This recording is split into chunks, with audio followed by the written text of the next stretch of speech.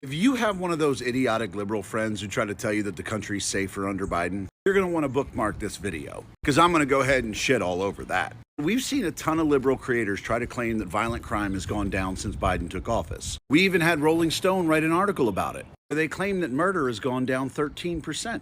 They claim a 6% overall drop in violent crime, and even a 4% drop in property crime. Now, here's the funny thing. If you were to just look at the numbers from Biden's DOJ, it would appear that they're right. Murder and violent crime have declined under Biden. However, there's a very good reason why those numbers have gone down. And that's because 2 years ago, the DOJ changed the way that local police departments report the crimes to the federal government. Whereas that reporting used to be mandatory, now it's optional. And since it's optional, only 44% of all police departments reported all their crimes. Another 24% partially participated, but 32% of all police agencies didn't report anything, to include the LAPD, the NYPD, Miami Police Department, Chicago Police Department, as well as DC and Baltimore. So if you were wondering why the DOJ's numbers don't seem to match up with what we're seeing in reality, it's because they don't. And here's the most embarrassing part. They haven't accounted for a single crime from the LAPD. They haven't accounted for a single crime from the NYPD. They haven't accounted for a single crime from Miami. They haven't accounted for a single crime from Baltimore or DC. And they haven't accounted for a single crime from Chicago.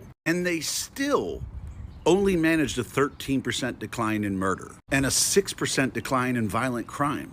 Imagine how much murder and violent crime has to be happening everywhere else. When you remove LA, New York, Baltimore, DC, Chicago, and Miami, the numbers only decline a tiny bit. So no, crime isn't down under Biden. And no, violent crime isn't down under Biden. The only thing that's declined is the amount of cities that they're counting. Because the Biden administration has managed to make 32% of some of the most violent cities in this country not count.